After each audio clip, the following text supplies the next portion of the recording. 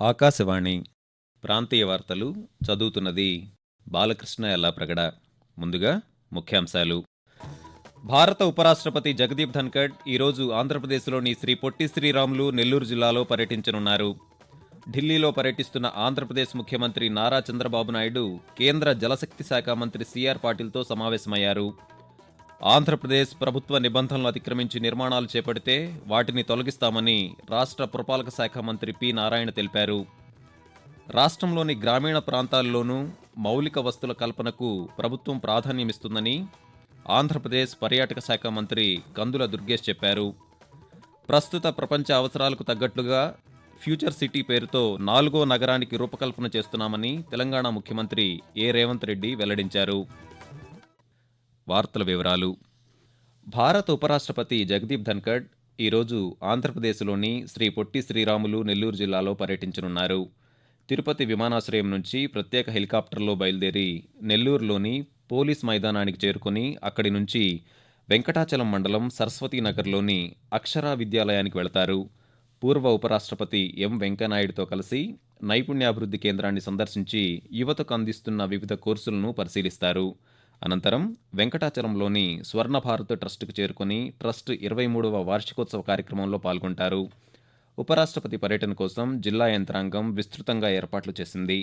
ఉపరాష్ట్రపతికి స్వాగతం పలకడంతో పాటు ఆయనతో పాటు కార్యక్రమాల్లో పాల్గొనేందుకు రాష్ట్ర గవర్నర్ జస్టిస్ అబ్దుల్ నజీర్ ఇప్పటికే నెల్లూరు చేరుకున్నారు. ఢిల్లీలో పర్యటిస్తున్న ఆంధ్రప్రదేశ్ ముఖ్యమంత్రి నారా చంద్రబాబు నాయుడు తన పర్యటనలో భాగంగా కేంద్ర జలశక్తి శాఖ మంత్రి సిఆర్ పాటిల్తో సమావేశమయ్యారు. పోలవరం ప్రాజెక్టు నిర్మాణ పనులపై కేంద్ర మంత్రితో చర్చించారు. ముఖ్యమంత్రితో పాటు కేంద్ర మంత్రులు రామ్మోహన్ నాయుడు, పెమ్మసాని చంద్రశేఖర్, రాష్ట్ర జలవనరుల శాఖ మంత్రి నిమ్మల రామానాయుడు, పలువురు పార్లమెంటు సభ్యులు ఈ సమావేశంలో పాల్గొన్నారు. 2 రోజుల ఢిల్లీ పర్యటనలో భాగంగా ఈరోజు సాయంత్రం ప్రధానమంత్రి నరేంద్ర మోదీతో చంద్రబాబు నాయుడు సమావేశం కానున్నారు. ఆ తర్వాత హోం, ఆర్థిక శాఖ మంత్రులతో విడివిడిగా సమావేశమవుతారని ప్రభుత్వ వర్గాలు తెలిపాయి.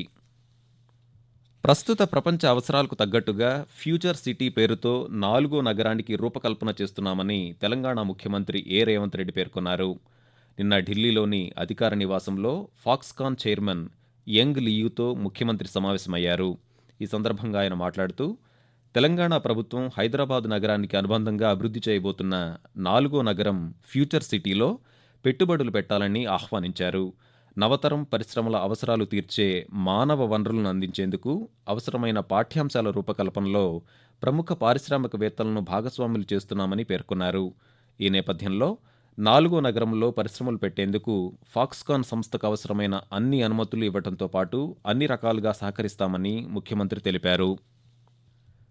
తెలంగాణ గవర్నర్ కోటా శాసన మండలి సభ్యులుగా తెలంగాణ జనసమితి పార్టీ అధ్యక్షులు కోదండరాం, పాత్రికేయులు అమీర్ అలీ ఖాన్లు ప్రమాణ స్వీకారం చేశారు.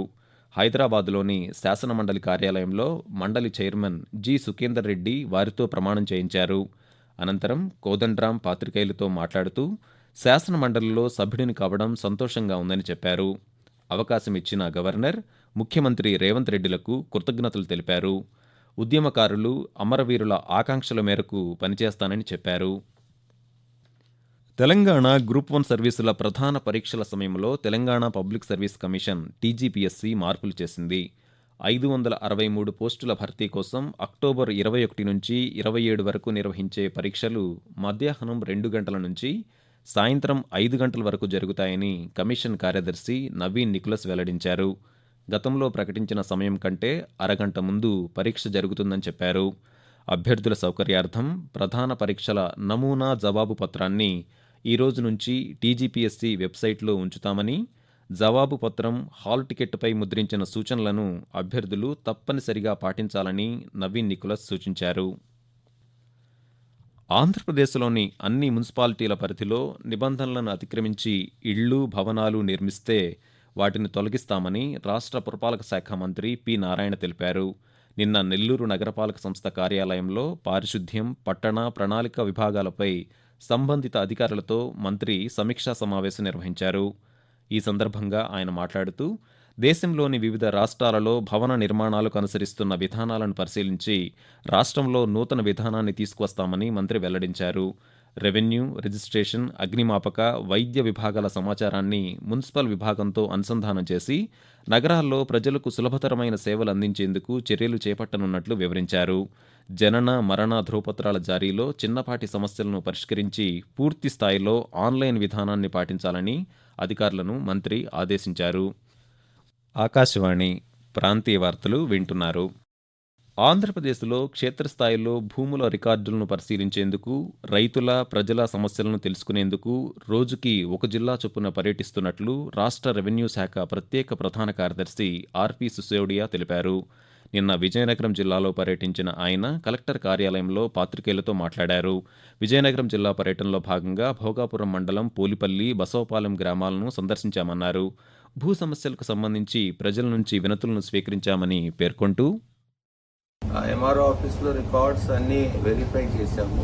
2-3 గ్రామాలు చూసి అక్కడ ల్యాండ్ రికార్డ్స్ రాయడంలో ఏమైనా ప్రాబ్లమ్స్ ఉన్నాయా, అయితే ఫీల్డ్ లో కొద్దిగా రైతులతో ఇంటరాక్ట్ చేస్తే ఫీల్డ్ లో ఏం జరుగుతుంది, మంచి చెడ్డాన్ని తెలుసుకుందామనే ఉద్దేశంతో నేను రావడం జరిగింది.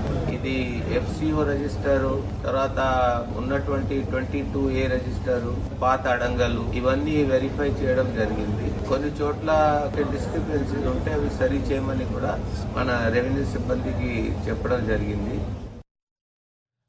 ఆంధ్రప్రదేశ్లోని గ్రామీణ ప్రాంతాల్లోనూ మౌలిక వసతుల కల్పనకు ప్రభుత్వం ప్రాధాన్యమిస్తుందని రాష్ట్ర పర్యాటక మంత్రి కందుల దుర్గేష్ పేర్కొన్నారు. తూర్పుగోదావరి జిల్లా నిడదవోలులోని ప్రభుత్వ ఆసుపత్రిలో ఏర్పాటు చేసిన ఎక్స్రే యూనిట్ను స్థానిక నాయకులు, వైద్యులతో కలిసి మంత్రి నిన్న ప్రారంభించారు. ఈ సందర్భంగా ఆయన మాట్లాడుతూ నిడదవోలు పరిసర గ్రామాల ప్రజలకు సత్వర వైద్య సేవలు అందించే ఆసుపత్రిని 100 పడకల ఆసుపత్రిగా మార్చేందుకు కృషి చేస్తున్నామని తెలిపారు. సిఎస్ఆర్ నిధులను సేకరించి ఆసుపత్రిలో పూర్తిస్థాయి సౌకర్యాలు ఏర్పాటు చేసేందుకు కృషి చేస్తామని చెప్పారు. సమాజ సేవను ప్రతి ఒక్కరూ జీవితంలో భాగంగా చేసుకోవాలని భారత పూర్వ ఉపరాష్ట్రపతి ఎం వెంకయ్యనాయుడు పిలుపునిచ్చారు.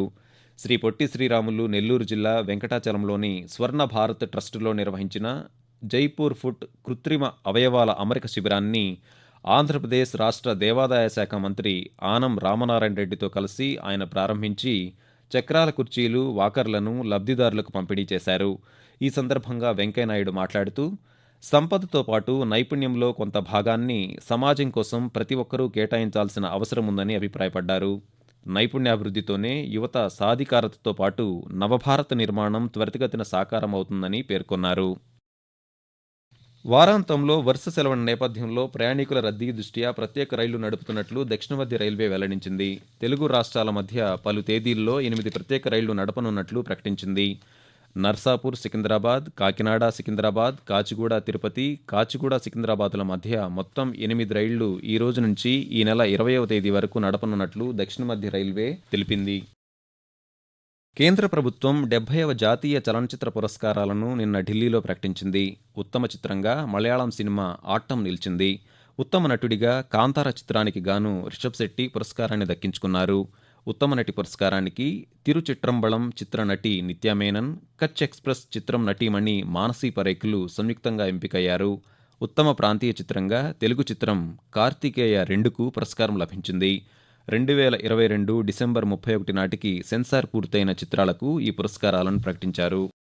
వారం వారం ప్రపంచవ్యాప్తంగా జరిగిన వార్తల విశేషాలు, వివిధ అంశాల సమాచారంతో అంతర్జాతీయ విషయాలన్నింటినీ తెలుగులో అందించేందుకు ఆకాశవాణి విశాఖపట్నం ప్రాంతీయ వార్తా విభాగం రూపొందించిన వసుధైక కుటుంబం ప్రత్యేక కార్యక్రమం ఈరోజు ఉదయం 10 గంటలకు ప్రసారమవుతుంది.